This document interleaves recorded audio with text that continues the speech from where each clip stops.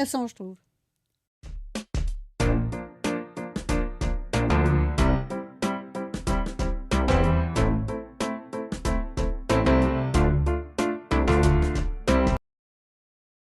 Bonsoir à tous, bienvenue sur Radio Armada, il est 20h, le journal du bonheur. Les titres du journal, justement, notre invitée ce soir, Caroline Lob, une chanteuse, une actrice, une réalisatrice, une compositrice, un parcours vraiment hétéroclite. On parlera ce soir de la Watt jusqu'à Françoise Sagan et aux Carolines actuellement en tournée.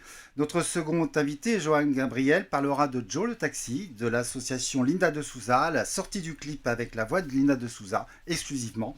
Notre chroniqueur Marian Gonzalez nous parlera de l'actualité du cinéma, les films de l'affiche du mercredi et on évoquera le billet d'humour avec les sujets qui fâchent, positifs et aberrants de la vie actuelle. On parlera de l'actualité littéraire, du théâtre, du rallye des gazelles et on se retrouve tout de suite avec mon invité.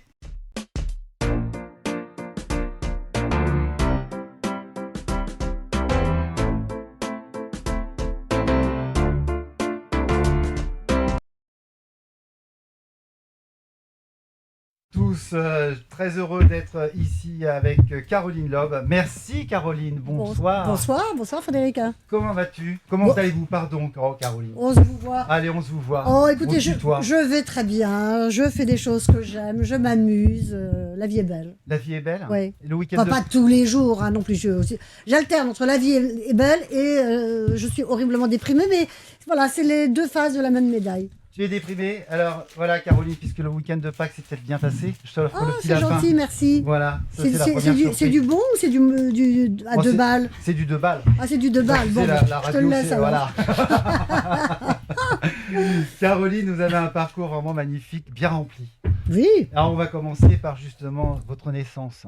Oh mon Dieu, c'est une émission qui va durer 3 heures donc. Non. Ok, alors ma naissance, allez on y va. 2h49. Ah, ça va. Vous êtes né à Neuilly-sur-Seine, vous avez vécu jusqu'à Personne l'âge n'est de parfait. 4 ans. Oui, non, c'est sûr, à l'âge de 4 ans, côté du Palais Royal. Puis vous êtes parti à New York de 4 ans à 10 ans, une enfance américaine. Le retour en France après 6 années passées aux États-Unis.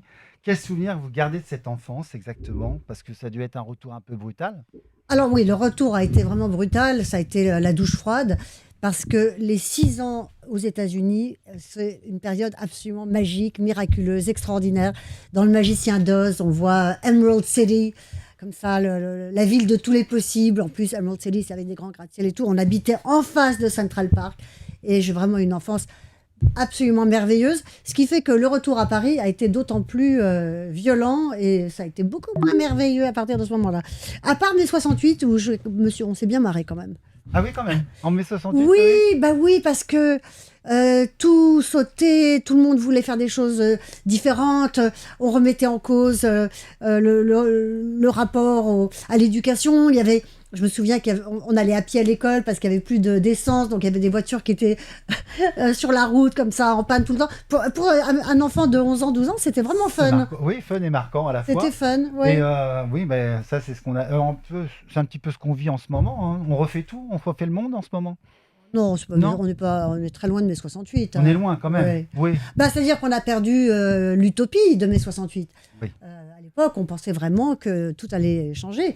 Et là, maintenant, on pense que tout va aller très bien, en fait.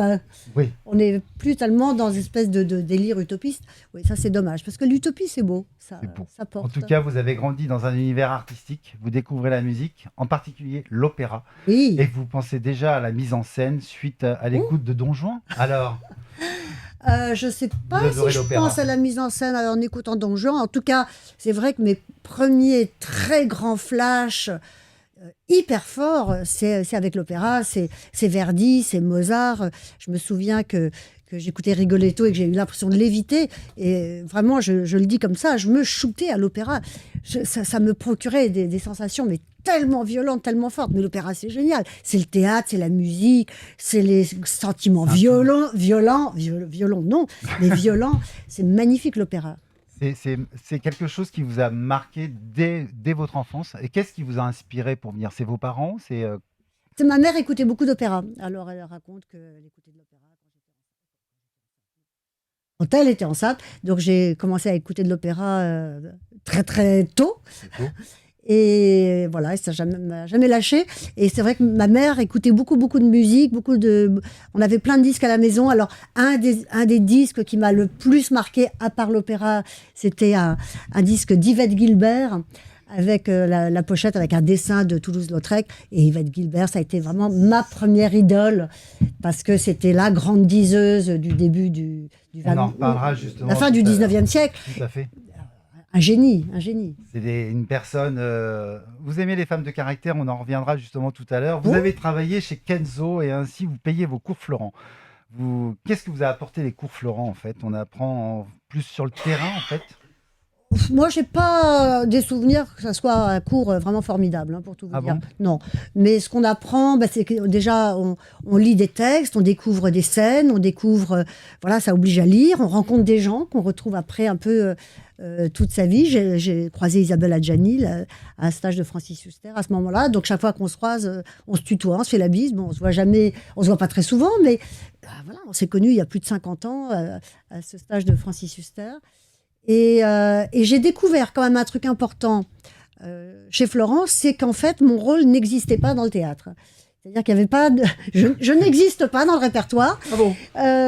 Non, j'étais pas une jeune fille comme les autres. Donc, les personnages que je choisissais, ce que j'ai passé au conservatoire, c'était Loretta Strong de Copy, qui est une espèce de travelot. On est quand même en 75. C'est beaucoup moins à la mode qu'aujourd'hui, on va dire. On est très loin des drag race, hein. Oui. Un rôle de Cazares vieille et un rôle de garçon que j'avais choisi dans une pièce. Et en face de moi, il y avait donc Roger Blin. Et ils étaient tous la mâchoire collée au plancher. Genre, mais qu'est-ce que c'est que ce truc? Je parle de moi, évidemment. Oui, oui. Et Roger Blin, qui est un immense acteur, qui a créé En attendant Godot de Beckett, voilà, une icône du théâtre, qui était très bègue. Il me dit, mais pourquoi vous avez choisi le rôle de l'homme? Je ne bégayais pas très bien. Et je lui ai dit, parce que c'est le plus intéressant. Voilà, tout ça me semblait normal. Donc, j'étais pas la jeune fille de base, on va dire. J'ai découvert ça très tôt. Et en plus, je pense que vous êtes une femme de terrain, donc vous avez la formation de base. En fait, vous avez préféré dire votre parcours. En fait, voilà, il y a un Larsen. Oh, il y a un autre Larsen. Non, en fait, ce que je pense, c'est que les cours de théâtre, c'est bien pour deux choses, en fait. Effectivement, parce qu'on rencontre des gens et parce qu'on lit. Pour moi, là où on apprend vraiment le plus de choses qui vous servent après dans la carrière de comédien, c'est les petits boulots.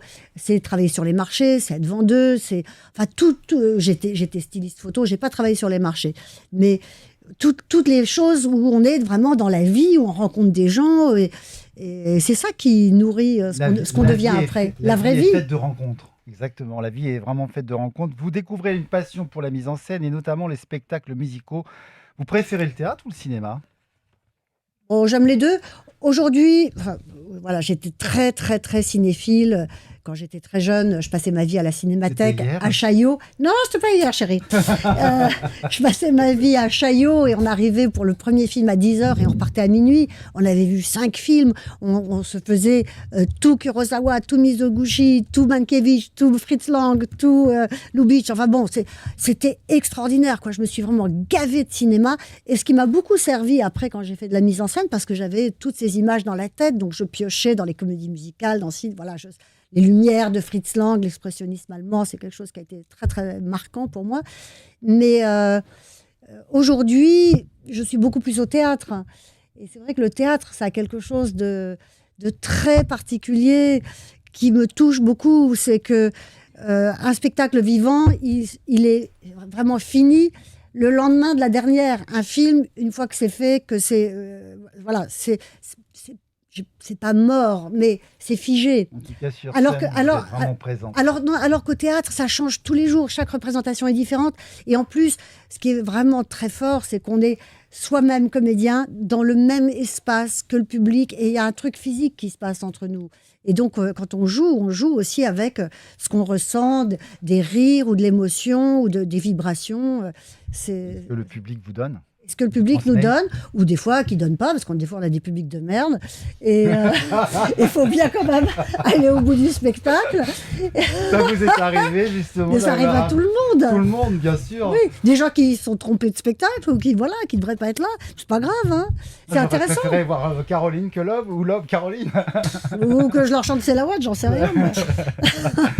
Avec Alex Lutz, Les talents de mes amis. Parce que Alex Lutz, vous êtes très lié avec lui. Oui, il m'a mis en scène dans 2 spectacles, dans Georges Sand, Ma vie, son œuvre, et dans le Sagan.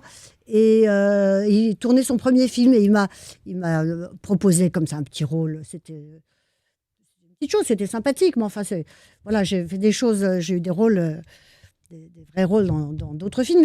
Mais c'est vrai que je dis toujours, moi, j'ai vraiment une passion pour le cinéma, mais pour l'instant, ça n'a pas été réciproque, en fait. D'accord, j'ai eu des petits rôles dans des grands films et des grands rôles dans des petits films ou des films qui ne sont pas sortis, parfois. Mais c'est pas grave, hein. C'est pas grave. C'est comme ça. En tout cas, je vous souhaite de faire encore une bonne affiche sur un film. Alors justement, Marion va nous parler des derniers films à l'affiche de ce mercredi. Comment vas-tu, mon Marion? Ça va, et vous deux? On a vu pire. On a vu pire, exactement, tout va bien. Alors dis-nous tout au niveau du cinéma d'aujourd'hui. Alors, surtout de demain déjà, pas d'aujourd'hui. Demain, exactement, mercredi. Demain au ciné, on retrouve donc les 2 géants de notre planète, Godzilla et Kong, dans le Nouvel Empire. Dans ce film-là, on va les retrouver en duo pour lutter contre une terrible menace, encore secrète aujourd'hui.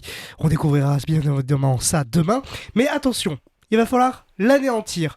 Mais cette menace-là, qu'est-ce qu'elle a en plus en particulier? C'est qu'elle risque non pas que du coup de les tuer, donc Kong et Godzilla, mais aussi de nous tuer.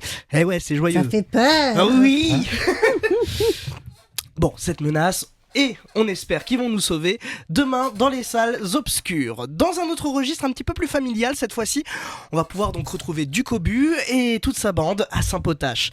Et notre bon Ducobu a encore une idée de génie, prendre une année sabbatique pour sauver la planète et surtout pour sécher encore une fois l'école.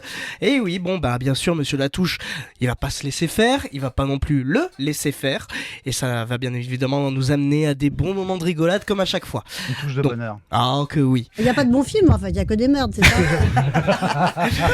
Bien évidemment, on retrouve toujours Elise Moon dans le rôle de Monsieur Latouche, et il faut l'avouer quand même, on l'adore dans ce rôle. Et pour les retrouver dans ce nouveau volet, dans Ducobu, passe au vert, rendez-vous donc demain également avec les petits comme les grands. Et pour la semaine prochaine, donc mercredi 10 avril. Pour la semaine prochaine, donc Gare aux fantômes, pas de panique, ce sera la famille Spengler qui est revenue donc dans l'emblématique caserne de pompiers à New York où tout a commencé pour eux. Pour le coup, ils vont devoir faire équipe avec les anciens membres et les membres originels donc de SOS Fantômes qui ont installé un laboratoire de recherche pour que la chasse aux fantômes soit bien plus simple et beaucoup plus rapide qu'avant, forcément. Bon, surtout avec la libération de l'armée de fantômes qui répand une menace de glace sur toute la ville après la découverte d'un ancien artefact. À eux de protéger la vie du monde entier, d'une nouvelle ère de glace. SOS Fantôme, la menace de glace à retrouver donc la semaine prochaine, mercredi 10 avril, au cinéma. Ou pas. Merci Marion. Ou pas. Non, il y a un film absolument sublime en ce moment qui joue toujours, mais c'est le dernier film de Wim Wenders, Perfect Days, qui est une pure merveille. C'est beaucoup plus que du cinéma, c'est un voyage philosophique, c'est magnifique. T'écoutes Marion? Oui. Voilà. Parce que c'est toi qui faut tu l'as vu ou pas? Non, pas encore. T'es viré. Voilà. Et pour la peine, t'es puni. On se retrouve tout à l'heure dans ton petit billet d'humour. Côté théâtre, vous avez repris les monologues du vagin, Caroline. Je les ai même mis en scène. Et vous les avez mis en scène, justement. Qui a été repris par... vous avez succédé, je crois, c'est Eva Darlan? Oh, il y a toute une tripotée de comédiennes qui ont joué ça. Ça a été créé dans une mise en scène de Tilly avec Fanny Cotenson. Je l'avais vu. Et après, il y a toutes les comédiennes de Paris qui y sont passées. Et c'est vrai que le texte est très fort. Vraiment, c'est un sacré texte. Ça a été en 96 à Broadway, exactement. La première interprétation fut avec Fanny Cotenson. Cette référence féminine contemporaine traduite en 46 langues, plus de 130 pays. Est-ce toujours d'actualité pour vous, Caroline? Oui, bien sûr, le rapport particulier des femmes à leur corps, à la violence masculine qui est toujours là. Bon, là, tout le monde est vachement obnubilé par les violences au cinéma. Bon, ok. Mais femme qui se fait buter tous les 3 jours, ça fait pas la une tous les jours, ça continue à pas intéresser énormément les gens. Et, oui, la violence faite aux femmes, elle est toujours. En tout cas, cette pièce, justement, le monologue du vagin, c'est vraiment, ça a été C'est un succès mondial. Et c'est un texte très fort et elle est très intelligente, Ève Ensler, parce que elle alterne des choses très drôles et des choses très poignantes.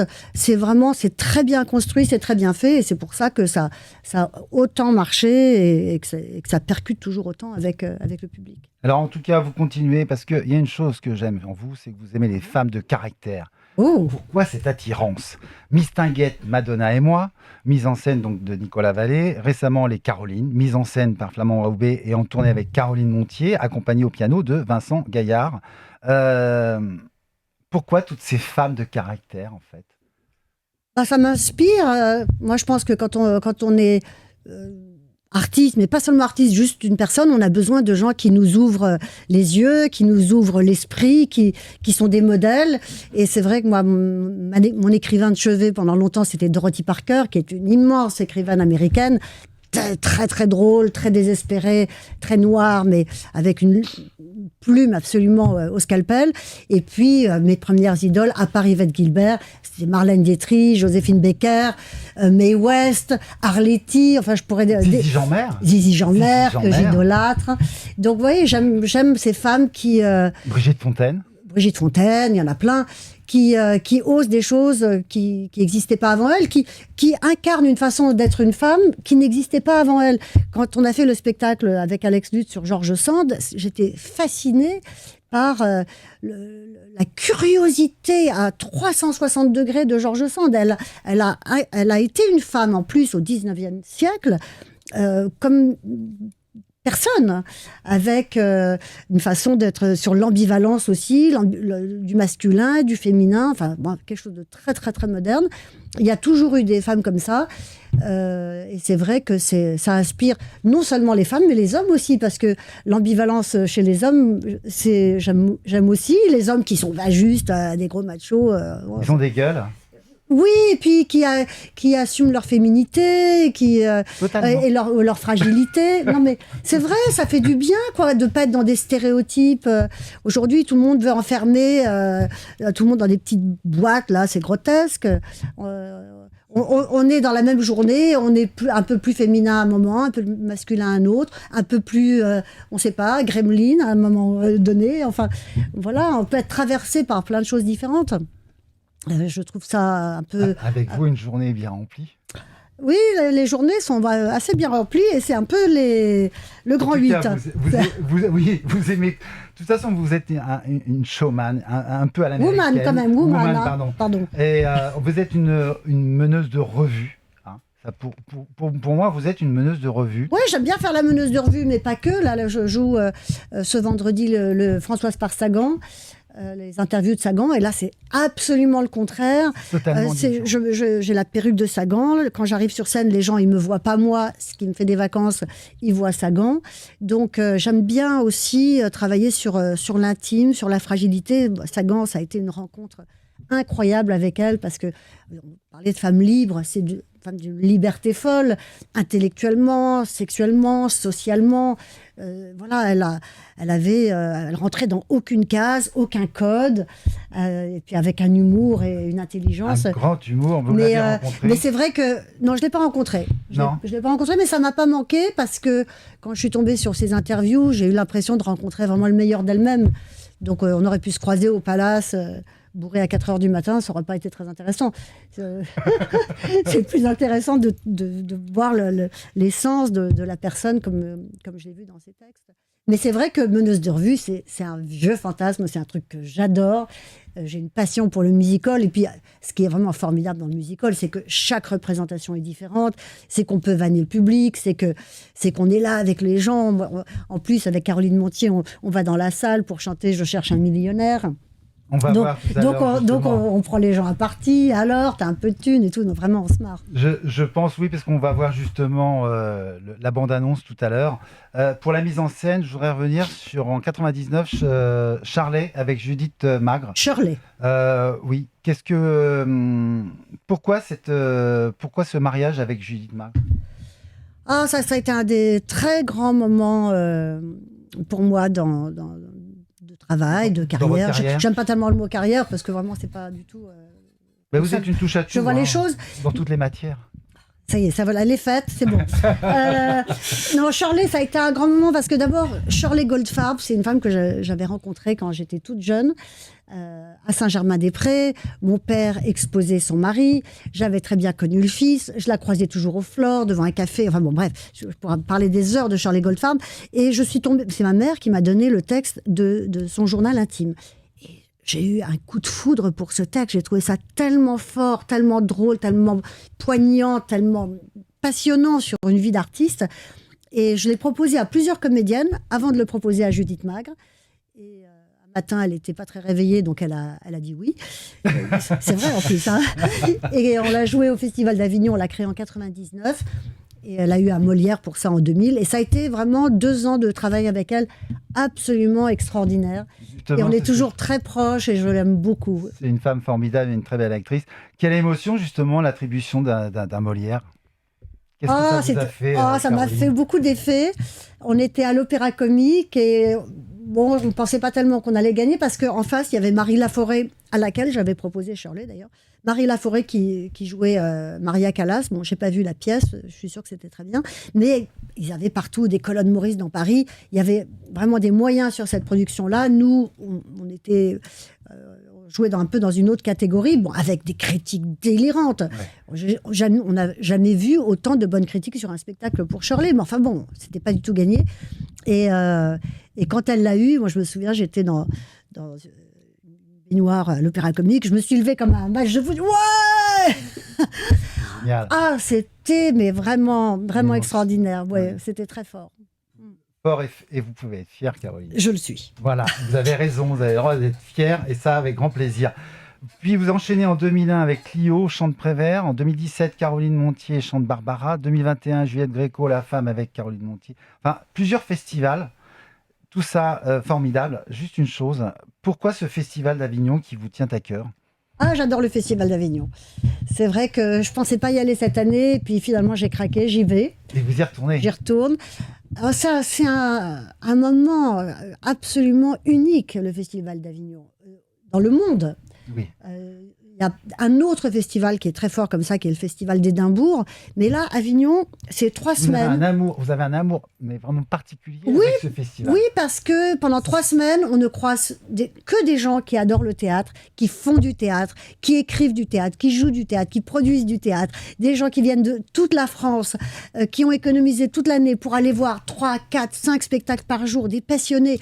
C'est comme, pour moi, c'est comme une espèce de vie rêvée où tout le monde irait au théâtre tout le temps. Il y en a qui vont mettre de l'argent de côté pour aller au Festival de Cannes, mais vous, c'est le théâtre. C'est le contraire. L'Avignon, c'est le contraire total. C'est le contraire, parce que Cannes, c'est quand même maintenant archi bling-bling. Elles sont toutes là avec leur quartier, les bijoux, les fringues, les coiffeurs. Bon, j'ai rien contre les coiffeurs. Mais enfin, c'est vraiment la grosse frime quand même, Cannes.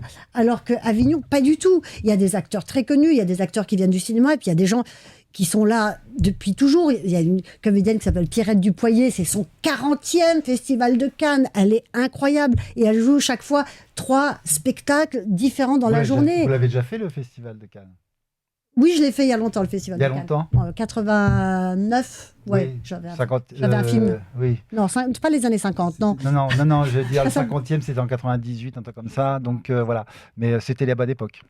Bon, c'est une autre époque. C'est une autre époque. Mais oui, dans Avignon, c'est très, très particulier. Mais comme je dirais bien, je jouerai sur les mots, l'oiseau rare. Vous aimez mettre en scène, en tout cas.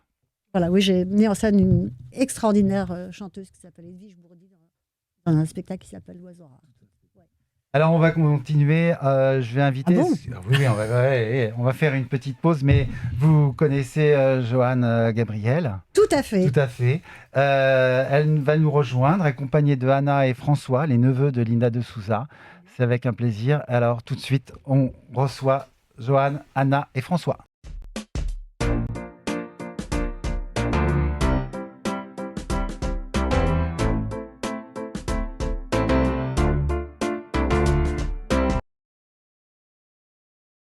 Eh bien, Joanne, Gabriel, merci d'être là. Bonsoir. Bonsoir, Frédéric. comment vas-tu? Bonsoir Caroline. Bonsoir, C'est Joanne. vrai qu'on se connaît. Voilà.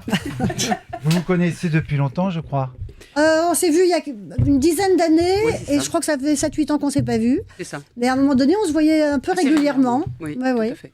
Et merci Anna et François d'être là. Les neveux, le bonheur de Linda de Souza. Tout à Hein fait. Vous lui ressemblez vachement, hein? Il paraît. Oui, Oui, on lui c'est dit incroyable. Moi, je souvent. trouve pas, mais bon, il paraît que tous les fans me disent. Ah ouais. Ouais. En tout cas, Anna, merci d'être là. Vous êtes la présidente de l'association Linda de Souza. Président d'honneur. C'est ma fille. Et alors, d'accord, votre fille. Et après, François, exactement, lui, c'est tout ce qui est communication. Oui, en gros. Ouais, c'est ça, tout à fait. Vous avez tous les deux un parcours assez atypique aussi. Complètement. Complètement, puisqu'on en parlait tout à l'heure hors antenne. Vous avez travaillé dans les médias aussi. Allez, dites-nous un petit peu votre parcours déjà en... Balance. C'est un parcours très atypique. J'ai travaillé à la télé avec Marc-Olivier Fougère. Vous faisiez quoi? J'étais simplement un petit assistant. D'accord. Voilà.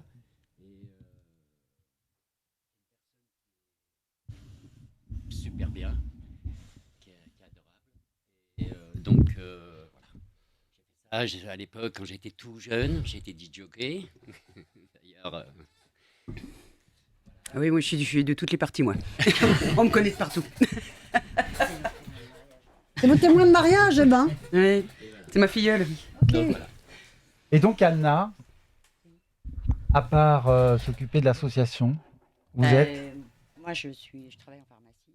pharmacie.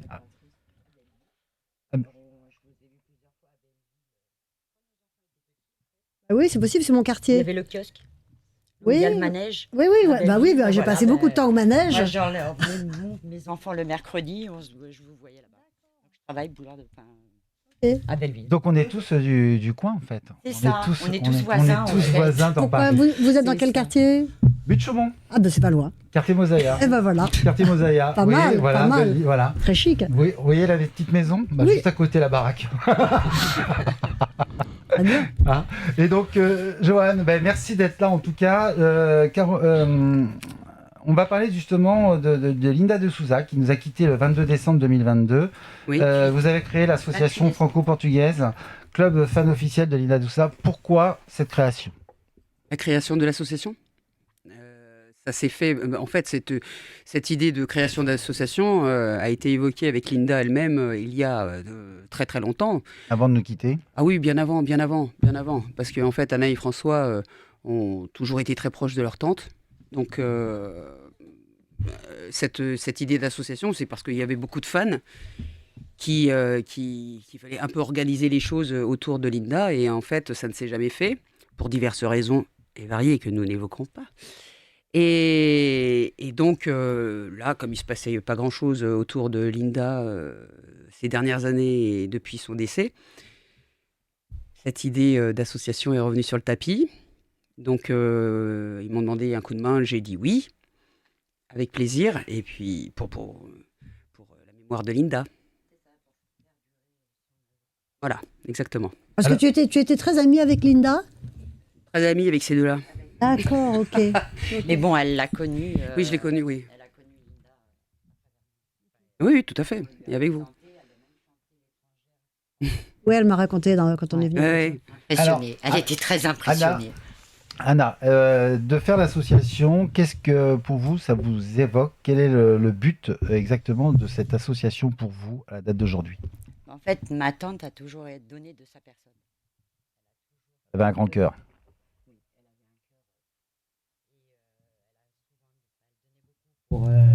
Madagascar, au Père Pedro.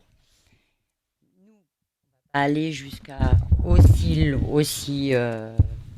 haut, mais bon, il y a des œuvres en France qui ont besoin. Donc, ça va être les orphelins de la police, les orphelins des pompiers. Enfin, ça sera, et les animaux. Ma tante adorait les animaux, donc je pense que ça sera plus dans ce sens-là. Donc l'association, il y a une adhésion. Oui, Elle de est 25 euros Elle est de 25 euros à l'année. à l'année, c'est À ça. l'année. Et après, cet argent est reversé Ça sera reversé en fin d'année. par plusieurs, C'est plusieurs ça. associations. C'est Que ce ça. soit pour les enfants de la police, C'est ça ça, peut être c'est ça. aussi. Pour l'instant, c'est ça nous. Après, on verra par la suite comment ça se passera. Chaque chose en son temps. C'est ça. Là, ça fait pas longtemps. Ça fait pas longtemps qu'on l'a ouvert. Donc, Ça va. on a déjà pas mal d'adhérents. Ça va Donc, grandir. vous parce savez, que- les fans, ils sont très, très, très fidèles. Ah, mais oui, à Linda. je me souviens de l'enterrement de Linda, Et le monde c'est énorme. il y avait même des gens du Portugal qui sont venus jusqu'à Gisors en Oui. Normandie et Oui. c'était impressionnant dans les rues de Gisors, c'était un blindé. Impressionné plus d'un, oui, ouais. c'était énorme. Comment? Elle était revenue à ça. Oui, exactement. Je rappelle que Linda est née en 48 à Belingel, au sud d'Evora, à côté de Beja, à Serpa, en Alentejo, au Portugal. Magnifique pays. Joanne, on va toujours revenir là. justement. Alors, tu as lancé quelque chose, justement, c'est toi qui Oui, tu as créé. Je me suis amusée comme une folle. Tu t'es amusée comme une folle. Tu as repris, en fait, un texte. Tu as repris des chansons, tu as masterisé avec la voix de Linda. Oui. Explique-nous tout ça. Alors- Ça sort bientôt en plus, Ah bah là, ça sort vendredi. vendredi. Tiens, regarde, c'est joli. Balinho da Maedel. En fait, c'est une chanson folklorique que Linda de Souza a interprétée, puisque en fait, une chanson folklorique, les paroles, la musique appartiennent au peuple portugais, en l'occurrence. Donc, ça fait partie de son répertoire, comme ça faisait partie du répertoire de Dulce Ponch aussi, l'avait repris. Amalia Rodriguez, enfin voilà, donc Linda de Souza, elle a chanté également, mais c'est une chanson qui fait partie du folklore portugais. J'ai pris la voix de Linda, donc je l'ai isolée, et j'ai recomposé complètement la chanson, la musique. Donc en fait, ça donne une nouvelle chanson de Linda de Souza, complètement, parce que ça n'a rien à voir, c'est très moderne. Et vous n'entendrez pas aujourd'hui, et vous l'entendrez vendredi. Vendredi. Ouais, avec un clip vidéo. Et là, c'est pareil, je me suis amusée. Enfin, amusée, c'est beaucoup de temps. Et effectivement, quand j'ai une idée en tête, je ne l'ai pas ailleurs. Caroline, Soyons discrets. c'est ça. N'embraye pas. Et j'ai créé un avatar de Linda en dessin, en fait, qui la représente. Et elle chante la chanson. C'est ce dessin sur un fond 3D qui bouge. Et donc, ouais, je suis assez contente. Donc ça sort vendredi, Oui, le 5. oui. Et Avec- puis toutes les compositions qui ont été faites ont été supervisées par Anna, bien sûr, et François, parce que je n'ai pas avancé sans leur aval, puisque c'était leur tante. Et il fallait, c'était primordial de respecter sa mémoire et sa volonté, parce que artistiquement parlant, Linda n'a pas forcément fait des choses qu'elle avait très profondément en elle. Elle a été façonnée comme un produit marketing finalement, parce elle était tout autre que cette Linda qu'on balançait sur scène comme une poupée Barbie, quoi, finalement. Ah, c'est terrible hein, d'être artiste et de ne pas pouvoir vraiment exprimer ce qu'on est. C'est C'était peut-être tout à fait pour ça que je ne l'ai pas rencontré Exactement. profondément. Et c'est fait un petit peu bouffer. Bah, un peu beaucoup, oui. Un peu beaucoup. Alors par contre, au niveau des chansons, des droits et tout ça, tout est, on va. Alors, ce n'est pas un remix, Voilà. c'est un rework. Et voir. C'est bien de le préciser. Bien le préciser. Très Chaque important. chose à sa Ouais. place. C'est ça. Parce que le remix, c'est si j'avais demandé, parce que elle était éditée par Warner, Warner, je ouais. crois. Warner Oui. Music. J'aurais pu leur demander les pistes de la musique, puisque pour faire une musique, il y a plusieurs pistes. Il y a la piste de la guitare, de la batterie, de la voix, de la basse, pour ceux qui ne savent pas. Et à ce moment-là, les pistes, j'en aurais fait... voilà, j'aurais mis des effets, j'aurais fait des boucles, etc. Ça, c'est un remix. Et un rework, c'est ce que j'ai fait, c'est en fait réarranger complètement la chanson. C'est une composition complètement originale qui est déposée à la SACEM. Voilà. Au moins, les choix sont clairs et dites. On peut retrouver justement sur les réseaux sociaux. Absolument. Donc, le Linda de Souza officiel. Ah bah le Linda de Souza officiel, il a peut-être 3000 membres, mais qu'est-ce qu'il fait comme vue? C'est impressionnant. C'est très impressionnant, hein. Tous les jours. Et il y a aussi le club fan qui a son groupe. On a dépassé les 22 200 membres là. Et François s'occupe de la communication de tout ça. Voilà, Oui, c'est ça. c'est ça. Donc, oui, par les radios, les journaux. Pas pour l'instant, on va attendre un petit peu que ça. Chaque chose en son temps. Et l'organisation Et les organisations. des événements. Alors justement, vous organisez des événements, des réunions avec des fans, tout dans le respect de la mémoire de Linda. Prochainement, c'est organisation le dimanche 28 avril 2024 à Gisors. Qu'est-ce qui se passe le dimanche 28 avril? On se réunit avec plusieurs. Il y a les réservations, les fans réservent. On va faire un dépôt de gerbes. D'accord. On a la messe à 11h. Alors, et on va assister à la messe parce qu'il y a une messe une fois par mois. Et suite à ça, on va au cimetière. Et après, on se réunit tous Dans un restaurant Au rendez-vous. Voilà. Au rendez-vous. C'est au rendez-vous. Oui, là, c'est au rendez-vous, ouais, à Gisors. Ça, à cœur, puisque Linda disait toujours. D'accord. C'était son expression, ouais. C'était son expression. Alors par contre, tu m'avais parlé de quelque chose au niveau de faire peut-être un banc ou une place. Ça, c'est un Oui, projet. ça a été évoqué, de demander. On attend. Ça a été soumis à la mairie À la mairie de de Gisors. oui. Voilà. C'est ça. Et de Bellingham. Là, ils sont en train de Bellingham traiter. aussi. Voilà, c'est ça. Et puis il y a une autre ville aussi. Tu m'as dit. Oui, j'avais parlé de Champigny, qu'on allait se rapprocher Oui, de Champigny. oui, parce voilà. que le maire de Champigny était venu à l'enterrement. Tout à fait, il était juste à Donc côté il de avait, Je veux pas c'est dire, mais il était prévu juste à qu'il côté mette de moi. une place. Je vous explique. C'est prévu qu'il fasse une... une. Voilà. Il est charmant. C'est prévu qu'il fasse une place ou une rue. Voilà, c'est des choses que que l'association suit, en fait. Eh ben, je Elle a vous souhaite inauguré, vraiment longue vie pour cette association. Merci beaucoup. Plein de bonheur. Merci. Linda est là, de toute façon. C'est Go. une femme qui nous a beaucoup donné. Et ben, je vous remercie beaucoup et suivez justement le club fan officiel de Linda de Souza, le Ouais, clip la qui page sort officielle. vendredi.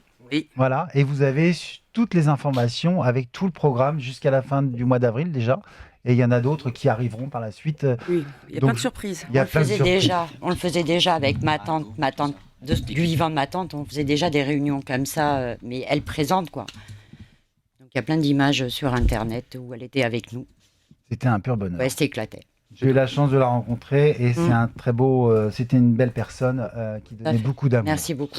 De rien. Merci beaucoup. Merci beaucoup à vous deux. Merci. Merci Anne, beaucoup. Merci François. Ouais. Merci Johan. Je voulais dire Et bonjour. Oui, je- je voulais dire simplement un petit bonjour Bah, tous de les fans qui l'association. sont à l'écoute. à l'écoute. Oui, Et donc, on leur donne rendez-vous. Et aussi, bonjour à toute notre équipe qui est dans l'association. vous êtes combien? On est est 7. 7. 7 de bonheur. Ah. De bonheur. Et ça fait des années, puis on est super. Une équipe soudée. Et il y a Christine d'ailleurs. Il y a Christine avec nous qui fait partie du groupe. Photographe. Voilà. Voilà. Tout à fait. Bah écoutez, Et c'est merci. grâce à eux qu'on continue. Eh ben, il faut continuer. On positive. Merci beaucoup. Je Merci continue à avec vous. Johan. Côté C'est- littérature, parce que justement, Caroline, elle a écrit Has-Been aux éditions Flammarion.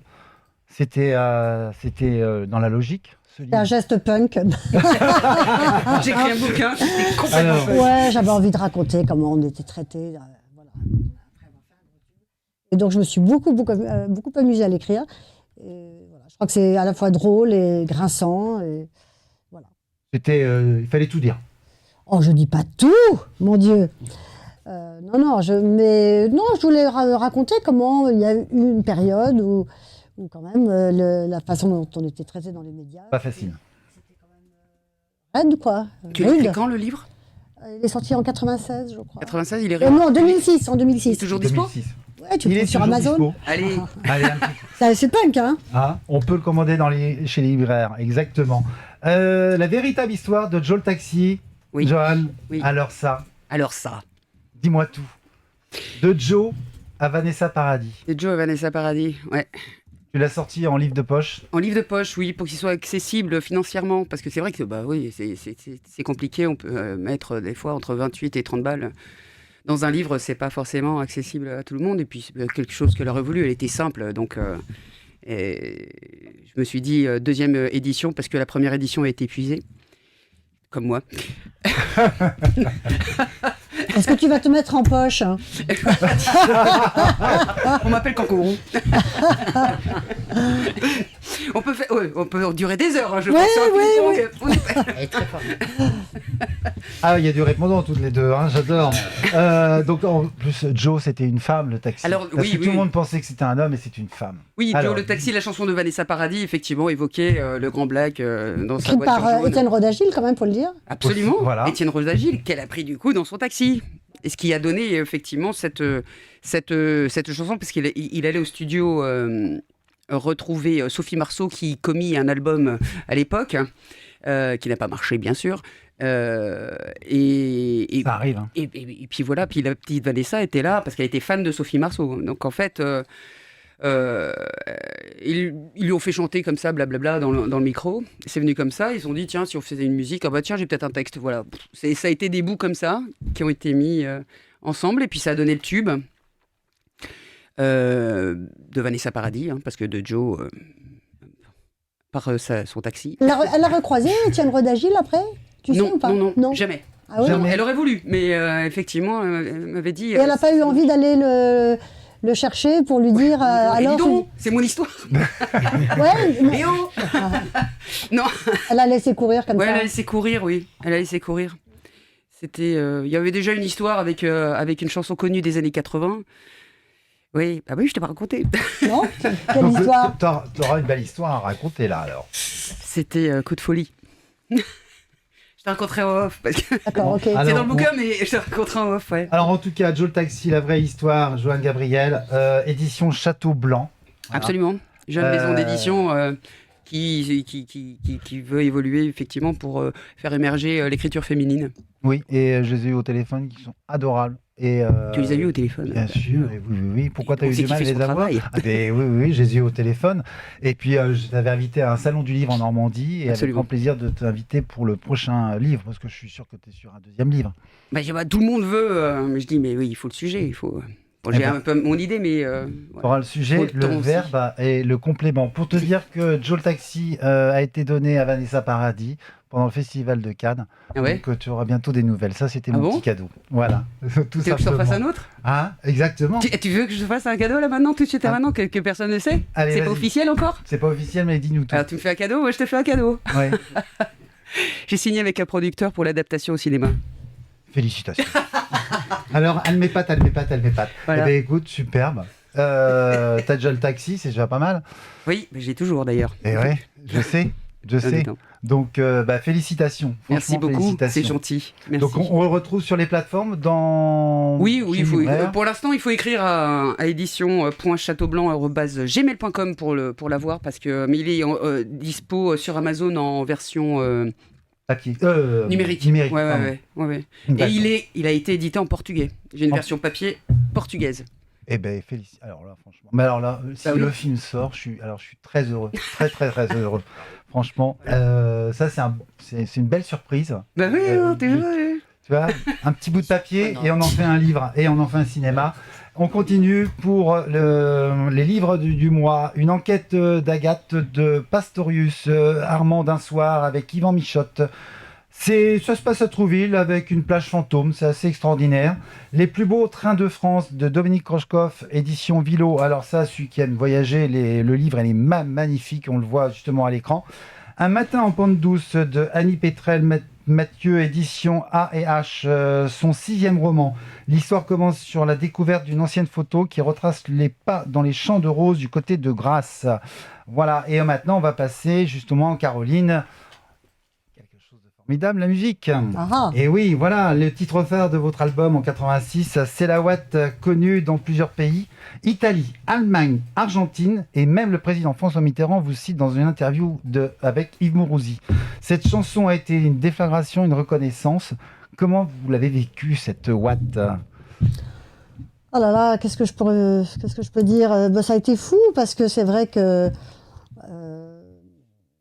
J'avais une espèce de fantasme comme ça de stars hollywoodiennes, de Bette Midler, de musical, de Judy Garland, de tous ces personnages qui m'avaient nourri. Fantasme de la pop star, et puis tout à coup ça me tombe dessus. Donc c'était très gai, en même temps très violent, en même temps très fou. Voilà. C'était alors bien sûr en 86. Une espèce d'essoreuse, quoi. Tout à coup on se retrouve dans une espèce de truc complètement dingue. 5e au top 50. Ouais. Quel est l'auteur ou l'interprète qui ont pu vous influencer pour faire justement ce... Parce que vous écrivez vous-même vos chansons. Oui, enfin là ça part d'une idée de Pierre Grillet, qui avait écrit déjà beaucoup de chansons, qui a écrit entre autres Madame Rêve, qui a chanté Bachoum. Enfin, le texte, moi je l'ai connu 25 ans avant que Bachoum le chante. Ça a eu du mal à sortir au départ, je crois qu'il y a une petite... Donc là, pour répondre à la première question, avant de répondre à la deuxième, cher ami, c'est Gainsbourg en fait. Voilà, j'écoutais beaucoup Gainsbourg, j'étais dingue de Gainsbourg, et comme j'ai toujours adoré la littérature, le français, etc., j'ai commencé à écrire des petites chansons et des textes avec des allitérations comme Gainsbourg, avec un côté un peu grinçant comme Gainsbourg.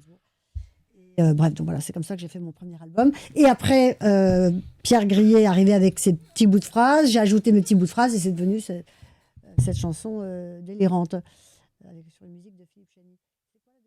La deuxième question, justement, je vais venir justement avec Gainsbourg pour vous donner un petit peu un indice. La rue de Verneuil, Serge Gainsbourg, quel souvenir? Ah, ça c'est un souvenir assez magique parce que en 82, j'étais styliste photo. Tout à fait. Entre autres pour Jean-Baptiste Mondino, qui m'a beaucoup appris, que j'adorais, que j'adore toujours, qui a un talent fou, qui est en plus un des mecs les plus drôles que je connaisse. Et donc, je naviguais un peu comme styliste photo. C'est-à-dire que styliste photo, c'est chercher des accessoires, des vêtements, un t-shirt, un chapeau.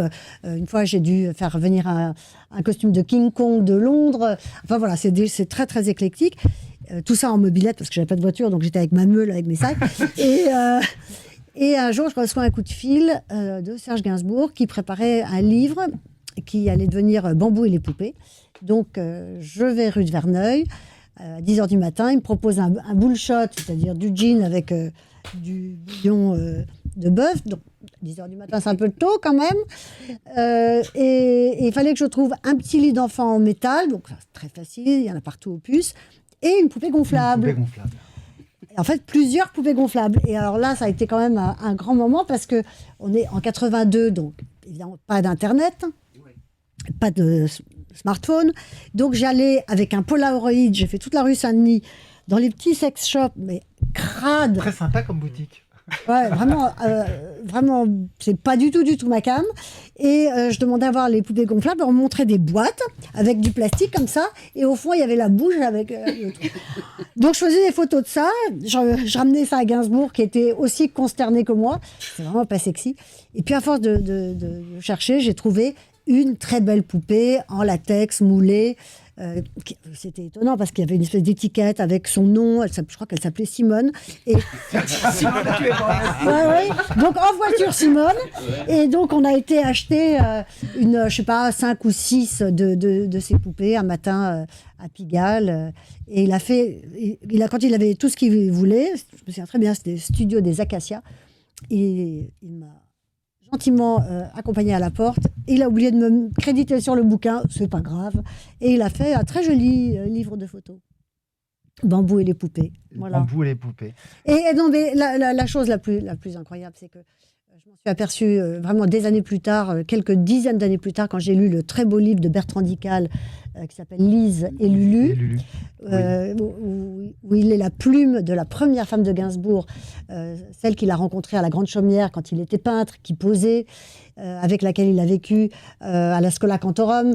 Et elle raconte que, en fait, c'était pas très bien isolé, donc ils entendaient tous les gens qui répétaient, et on comprend comment Gainsbourg a été nourri. Bon, il y avait évidemment son père qui était pianiste de bar, qui lui avait beaucoup appris, mais bon, bref, la vie du premier amour de Gainsbourg est absolument merveilleuse et très très bien écrite. Et là, je lis ça, et tout à coup, je tombe sur un passage où elle raconte que elle l'a connu peintre, et à un moment donné, elle lui dit, si tu veux, je vais te trouver un marchand de tableaux. Et elle dit, je j'ai été voir le meilleur marchand de tableaux de Paris, et c'était mon grand-père, Pierre Loeb, qui était un marchand de tableaux très important. Et Pierre Loeb lui a dit « Ramenez-moi 40 toiles et je l'expose ». Et voilà, elle n'est jamais revenue. Et Gainsbourg a décidé de bazarder tout ça. Mais ça m'a vraiment... ça m'a frappé. Enfin, le truc incroyable, c'est que quand j'ai lu ça, après, je me suis souvenu que quand j'avais été chez lui, il m'avait posé la question « Vous avez un rapport avec Pierre Loeb ?» Mais j'avais oublié parce que je ne savais pas quel était leur lien. Et puis j'étais un petit peu jeune. Voilà, donc ça m'a touchée de savoir qu'il y avait eu un lien entre ce grand-père, grand marchand de tableaux, et Gainsbourg, qui a été tellement important pour moi, qui m'a tellement inspirée. Bien sûr, et en plus, rue de Verneuil, vous avez vu, c'est devenu un musée. Oui, je n'ai pas été parce que j'ai été de son vivant. Donc, mais c'est un plaisir, justement, c'est un très bon souvenir, je pense, justement. La rue de Verneuil. L'endroit est absolument magique. L'endroit est inouï. Il y avait une immense photo de Bardot, le buste de Jane Moulet, comment c'était la couverture de Libé avec la Marseillaise sur un pupitre. Enfin voilà, tout était très mis en scène, très sophistiqué. Et lui était vraiment très très gentil, quoi. En tout cas, vous avez continué avec Toxique, une référence à Françoise Sagan. Aussi. Oui, Toxique, c'est une des chansons de mon dernier album, qui sera vraiment le dernier, qui s'appelle toujours, parce qu'il existe, qui s'appelle Comme Sagan. Comme Sagan, que j'ai fait après avoir joué beaucoup Sagan. J'ai un copain qui m'a envoyé un double CD de chansons de Sagan. Alors, je ne savais pas du tout que Sagan avait écrit des chansons. En fait, elle en a écrit évidemment pour Juliette Gréco, dont elle était extrêmement proche, mais aussi elle a été chantée par Nana Mouskouri, par Johnny Hallyday, par Mouloudji, enfin par plein de gens. Alors bon, après, il faut quand même dire les choses, François Sagan, c'est pas Serge Gainsbourg, hein, comme auteur de chansons. C'est deux mondes différents. Non, c'est pas ça que je veux dire. Je veux dire, c'est pas terrible. C'est pas terrible. D'accord. C'est pas. Faut le dire. Non, voilà. Je suis pas tombée à la renverse, mais bon, j'ai quand même, ça m'a donné le déclic. J'adore. Ça m'a donné le déclic pour faire un nouvel album. Donc, j'ai quand même repris une chanson qu'elle avait écrite pour Gréco, ou d'ailleurs pour Annabelle, je pense, avec laquelle elle devait être à l'époque, qui s'appelle Sans vous aimer, une chanson assez mystérieuse, très belle, qui a été chantée par Gréco. J'ai fait mettre en musique plusieurs de ses textes. J'ai écrit des choses, d'autres gens ont écrit. Enfin voilà. Donc c'est tout un album autour de Sagan, mais c'est pas comme l'album de Chamfort sur Saint-Laurent. C'est pas un album biopic. C'est vraiment sur l'intime, et c'est des chansons qui peuvent toucher tout le monde, qu'on connaisse Sagan ou pas en fait. En tout cas, il y a une chose, c'est que vous avez fréquenté les nuits parisiennes. Ah ça, oui, ça c'est sûr. Alors là, et les nuits parisiennes m'ont fréquenté. Et les nuits parisiennes m'ont fréquenté. Ça a été réciproque. Voilà. Contrairement au cinéma, ça a été réciproque. Voilà. Donc les nuits parisiennes, c'est le Palace, le Club 7 sur rue Sainte-Anne, la Colonie. Le Colonie, pardon. Les Bains-Douches. Les Bains-Douches. Et vous avez travaillé au Le Katmandou. Et le Katmandou. Mais alors, qu'est-ce que la nuit parisienne ? Qu'est-ce qui vous reste de ça ? Est-ce que vous pouvez comparer entre aujourd'hui et demain d'avant et aujourd'hui, pardon. Qu'est-ce qui me reste ? C'était fou. C'était des dizaines, au moins une dizaine d'années à danser tous les soirs. On dansait tout le temps. Ça, c'est la seule chose qui me manque. En fait, j'ai aucune nostalgie de cette époque. On a beaucoup ri, on s'est bien amusé, on a bien profité. Mais ce que je regrette, c'est de ne pas danser autant. On dansait tout le temps.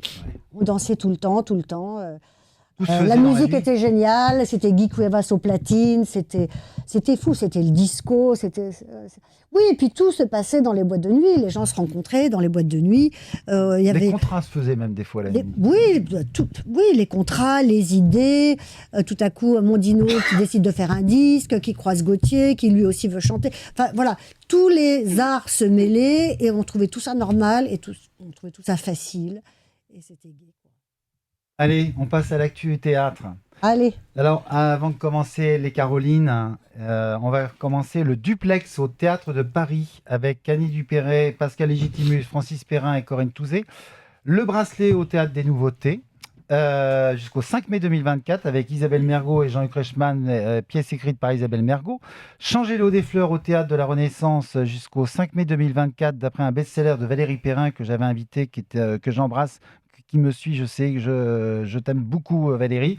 En Normandie, dimanche 7 avril, KO, un concert burlesque entre deux pianistes, l'un classique, l'autre jazz. Il faut qu'ils se réconfortent à Notre-Dame-de-Lille, à côté de Vernon. Et vous avez l'Hérital avec Bruno Puzzulu. Bruno, je t'embrasse et je sais que tu seras bientôt dans mon émission au mois de mai. Et sans oublier justement les Carolines. Alors, les Carolines avec Caroline Montier, Caroline Loeb, accompagnée de Vincent Gaillard au piano, tous les dimanches à 16h au Théâtre des Enfants du Paradis dans le 9e. Et bientôt, bien sûr, cet été à Avignon. On regarde la bande-annonce. La bande-annonce. Oh, n'est-ce pas que ça nous va bien? Oh, là, j'aimerais bien chanter un tube. Ah non, pas maintenant. Vrais moineaux faubouriens. Non, mais stop, non, mais c'est pas du tout ça, un autre comme elle se la pète. Laisse faire Nini, comme disait Jackie Sardou. Et moi, tu proposes de le payer, quelque chose comme ça. Est-ce que tu tires assez la couverture à toi? Moi? Une milliardaire américaine voulait chanter de l'opéra. C'est beau, Mozart. Hein. Où sont tous mes amants, tous ceux qui m'aiment tant? Elle va nous plomber le spectacle. Vieilli, j'ai le derrière qui s'avachit. Money makes the world go round, for that we bought a show. On a joué des coudes et surtout des guiboles. C'est vous qui chantez J'ai la ouate qui se dilate? Prononcé à Broadway, mais qu'on vit. Écoute, franchement, la bande-annonce, j'adore. Bon. J'adore. Il faut venir. Ouais, ça donne envie, oui. Ouais, on se marre bien. Ah oui. J'ai la ouate qui se dilate. C'est pas mal, ça hein? Ben, c'est des gens, 3 fois. Ça m'est arrivé 3 fois. Pas une fois, pas 2 fois, 3 fois. Des gens qui m'arrêtent dans la rue qui me disent ah, ben, je vous reconnais, c'est vous qui chantez J'ai la ouate qui se dilate. J'ai le foie qui n'est pas droit. Non, mais c'est hallucinant quand même. Donc, c'est quand même la rate qui se dilate, c'est une chanson de Gaston Ouvrard de 1932. C'est ça. Donc, oui, une espèce de confusion. Donc, du coup, je chante J'ai la ouate qui se dilate, j'ai le foie qui n'est pas droit, j'ai le ventre qui se rentre, le pylore qui se colore, j'ai le gésier, etc. Et je fais un carton. Eh bien, en tout cas, félicitations. Et on vient te voir justement tous. On a 12 rendez-vous dimanche là. Le 7, exactement. Au Théâtre des Enfants du Paradis dans le 9e. Et vous continuez avec Françoise Parsagan, mise en scène par Alex Lutz, le 5 avril 2024. À vendredi, je suis à Villeneuve-Saint-Georges. Donc, vendredi, ça va être Sagan, très intérieur, très touchante, la petite chouchounette. Voilà. Et dimanche, ça va être Tagada de soin de soin. Donc, j'adore faire les deux. C'est vraiment deux mondes opposés, mais alors, ça vous va à merveille. Voilà. En tout cas, allez voir les Carolines. Ça, c'est Françoise Parsagan. Oui. C'est la dernière ou... Non, c'est pas la dernière. Je vais les jouer aussi à Carjac, qui est la ville de naissance de Sagan, en juin. Oui. À Besançon en septembre. Enfin bon, il y a toujours des dates. Oui, c'est vraiment une fin de tournée quand même. Hein. Mais je l'ai beaucoup joué. Je l'ai joué à Tahiti, en Israël, au Maroc, à Singapour, à Hong Kong. Putain, comme je te frime et plein de fois en France. Donc il reste quelques dates en France. Je suis toujours très heureuse de le jouer parce que j'adore ce texte, j'adore ce personnage. La ouate bouge beaucoup. Il est sur la... Oh putain, t'étais pas obligé, tu sais. Non, c'est pas bien. C'est du bonheur en tout cas. C'est pas bien. Non. Tu sais ce qu'elle te dit, la ouate? Ouais, dis-moi tout. Caroline, les Carolines, donc allez la voir, c'est un truc magnifique. Cet été aussi à Avignon. Au Festival d'Avignon. Voilà. Au mois d'août ou au mois de juillet? Non, les deux. En juillet, mais non, c'est 3 semaines en juillet, chérie. Enfin, voilà. Regarde, il faut mettre tes fiches à jour. Un petit peu au mois d'août aussi, non? Non. Avignon, c'est juillet. Vacances au mois d'août. J'ai pas dit que j'étais en vacances. Ouais, je vais revenir pour le lancer de javelot. Le lancer de 45 tours, tiens. Voilà, les Jeux Olympiques, je sais que vous êtes plutôt plus para-olympique, si je m'abuse. C'est vrai, tiens. Plus pour les handicapés. Il a bien bossé. Il a bien bossé. Hein? Oui, c'est vrai que les Jeux Olympiques, bon. Mais alors, les para-olympiques, ça me fait chialer, ça me bouleverse. Oui, c'est impressionnant. Le parcours de ces gens, c'est quand même très impressionnant. Le courage, la ténacité, le mental, ça me bouleverse. Ouais. Oui, et je trouve qu'on ne les met pas assez en avant. mais voilà, je sais que tu es très touché par les para-olympiques. Le billet d'humour. Plus que par les parachutistes, tu vois, par exemple. Ah oui, bah ça c'est beau, ça. Allez, je vais parachuter, Marion. Tonnerre. Oh, oui, j'aime quand tu me parachutes. Allez, Marion, je te laisse le billet d'humour, ce sujet positif, aberrant, les thèmes plus ou moins forts. Dis-moi tout. Oh oui, T'as bien travaillé, ça je le sais. Oh oui, oh mon Dieu. Et en plus là, on vient de passer Pâques. Et j'avoue, je comprends rien à cette fête, vraiment. Bon. En même temps, le fait qu'un lapin il sort des œufs au chocolat de son derrière, enfin je sais pas trop mais je pense que les gars ils ont un petit peu un délire assez spécial. Ils ont pas consommé que des trucs licites, on va dire. Ils ont consommé un truc. Non mais ils sont drogués, tu peux le dire. Oui, voilà, ils sont totalement drogués. Ils ont bu, ils ont pris de la drogue, voilà. Non mais sérieux les gars. Non mais bon après, c'est mignon la chasse aux œufs de Pâques pour les enfants. Mais faut qu'on ait un jardin pour ça, parce que moi je l'ai fait l'an dernier dans un 25 mètres carrés. Et je peux vous dire que c'est assez compliqué de cacher les œufs. Alors on va le cacher sous le lit, on va le cacher dans une boîte, on va le cacher sous l'oreiller, un petit peu comme la petite souris d'ailleurs qui cache la petite monnaie, sauf que là cette fois-ci c'est le lapin qui va dans le lit directement sous l'oreiller pour faire ses besoins. Bon après...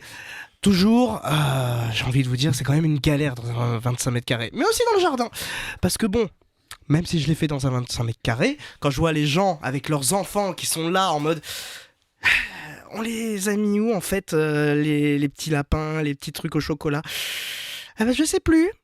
Ah mince. Bah écoutez, l'année dernière, même moi j'ai galéré pour retrouver moi-même les œufs que j'ai cachés dans mon 25 mètres carrés.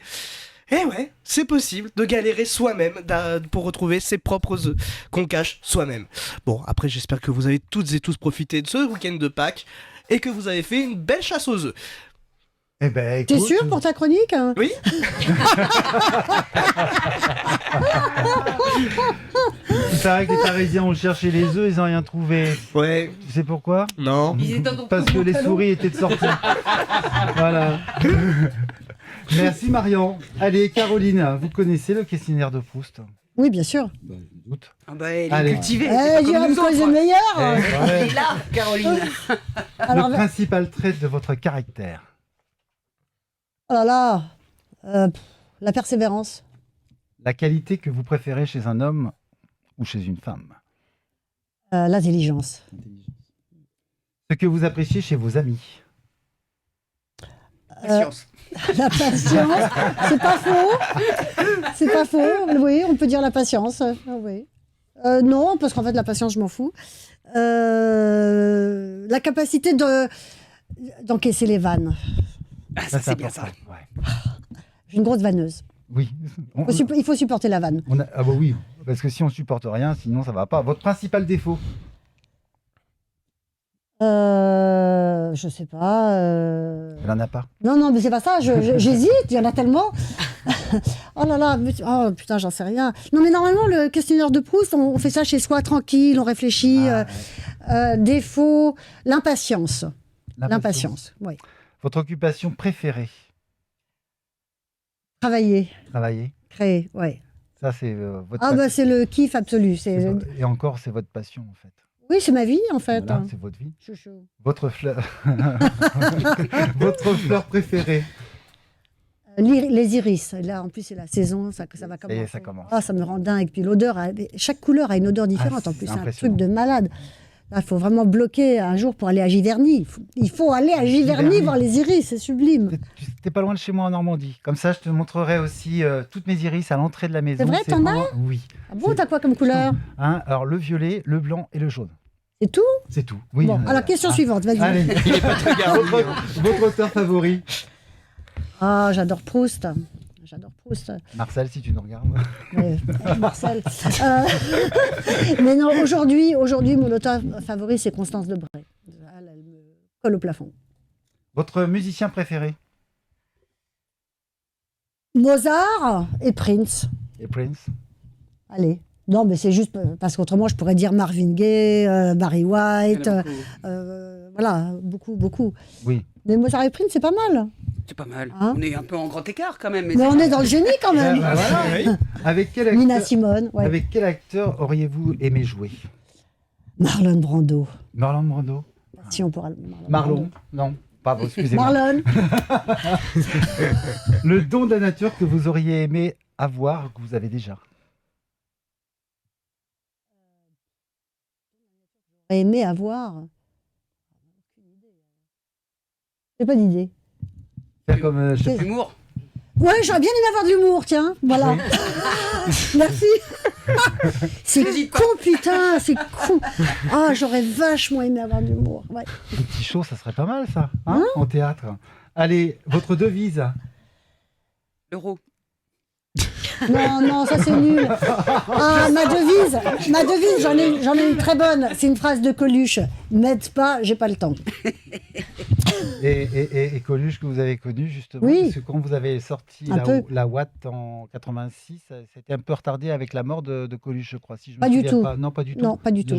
Pardon, Non, excusez-moi. je non, retire. mais Il y avait- enfin, tout n'est pas entièrement faux, mais 99% quand même est faux. Voilà. C'est D'accord. quand- Non, mais C'est-à-dire qu'en fait, on n'avait pas encore trouvé de maison de disques, mais on était à la première du festival de Cabourg. du cinéma romantique à Cabourg, la première année. Donc j'étais avec ma copine Agnès Soral et il y avait Étienne Dao, dont j'écoutais Pop Satori en boucle. C'était quand même un album absolument génial. Et je lui avais fait écouter la cassette, la maquette de C'est la Watt. Donc il écoutait ça tout le temps, on écoutait ça tout le temps, on descendait l'escalier, C'est la Watt. C'était pas sorti, mais bon, ça nous faisait marrer. Et c'est pendant le festival qu'on a appris la mort de Coluche. Et Agnès Soral, évidemment, le connaissait très bien parce qu'elle avait joué dans Ciao avec lui. Et ça a été un gros coup derrière la tête pour tout le monde. On avait un peu parlé au festival de Cannes, puisque j'ai monté les marches avec elle, justement. Et, moi, je les ai descendus. Et toi, tu les as descendus. Voilà. Ben voilà. On s'est croisés, on s'est recroisés, on s'est bousculés, on s'est retrouvés. Le bonheur, c'est quoi pour vous, Caroline ? Alors, moi, déjà, je dois vous dire, je supporte mal les injonctions au bonheur. D'accord. Là, j'ai un point commun avec François Sagan là-dessus. Je trouve que cette façon de tout le temps dire aux gens soyez heureux, soyez heureux, soyez heureux, je trouve ça hyper anxiogène en fait. D'accord. Je trouve que vraiment il faut accepter qu'il y a des moments où on s'emmerde, des moments où on est déprimé. Et puis le bonheur, ça arrive comme ça, comme un cadeau en plus, au milieu de deux grosses déprimes. Mais voilà, le bonheur, c'est avec mon chat, c'est regarder les petites fleurs là qui viennent de sortir dans mon jardin. Des fois, c'est vraiment pas grand-chose. Pas grand-chose pour une belle étincelle. Et des fois, il en faut beaucoup. Il en faut beaucoup. Et on l'a pas toujours. Mais... Voilà. En tout cas, vous êtes une femme libre. J'essaye, c'est pas facile. Hein. Vous préférez... Comme disait Cookie Dingler, ce n'est pas facile. Être une femme libérée, ce n'est pas facile. Mais c'est vrai, hein. Oui, vas-y. Non, mais vous êtes une femme libre. Et là, à la date d'aujourd'hui, vous vous sentez mieux maintenant qu'il y a 40 ans en arrière, en fait ? Beaucoup plus libre, justement. Oui, mais en plus, le succès, c'est compliqué à gérer. C'est violent, puis même avant le succès, non, je me sens beaucoup mieux. Beaucoup mieux, je m'amuse beaucoup plus, je me sens beaucoup plus libre, beaucoup moins angoissée du regard des autres, de qu'est-ce qu'on va penser, qu'est-ce que je dois dire. J'en ai plus rien à cirer. Et donc, c'est très agréable. Donc, la vieillesse n'a pas que des inconvénients. Elle n'a pas que des avantages non plus. Non. Mais c'est vrai que se libérer du regard des autres, c'est un truc formidable. C'est important. Ouais. Et de s'aimer soi-même ? Ah non, il ne faut pas déconner. Non, attention, quand même. Non, s'aimer soi-même, bon. Faut s'aimer aussi, des fois. Bon, ouais. Non ? Non. Non, il faut travailler. Il faut travailler, exactement. Il faut travailler sur ses défauts aussi, il faut travailler sur ses manques, faut pas... Ouais, genre, non, ça m'emmerde ça. Bah en tout cas, merci Caroline. Merci pour tout ça. Le plaisir était pour moi. Écoute, j'ai partagé quelque chose avec nous tous. Merci du fond du cœur. Et alors, on va refaire... Je t'ai apporté la facture. Oui. Je te fais un prix. Je te fais un prix. Oui. Parce qu'on est début avril. Début avril. Voilà. Voilà. On est le 2 avril. C'est pas cher. Elle m'a fait le premier. Voilà. Juste avant de faire le mot de la fin, je voudrais dire qu'il y a aussi le départ du Rallye des Gazelles.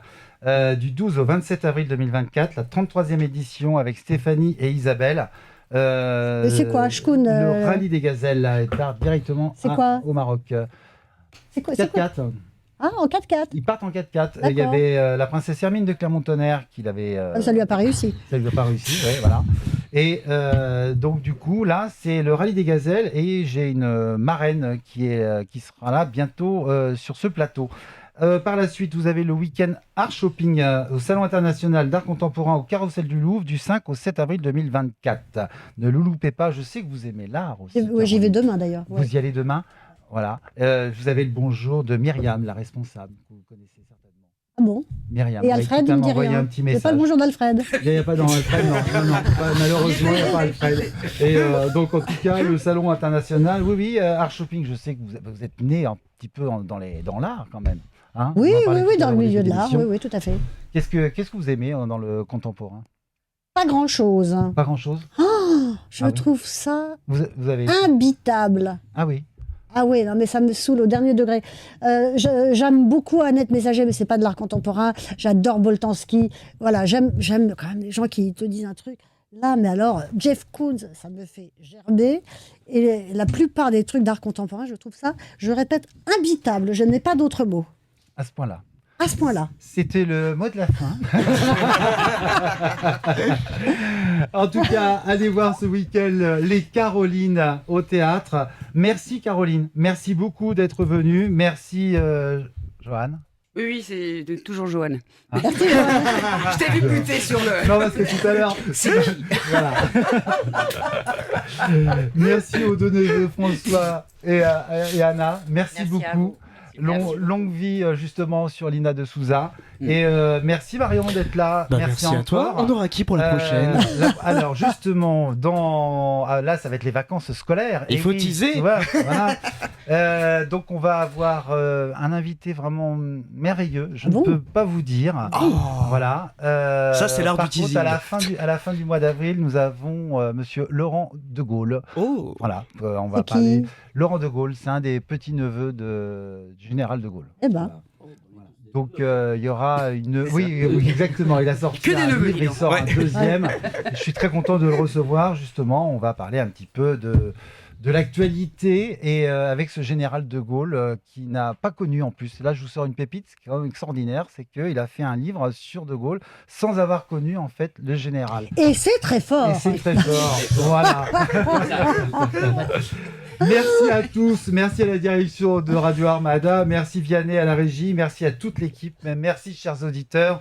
On se retrouve très très bientôt, prenez soin de vous, à bientôt et surtout, ciao ciao ciao, plein de bonheur.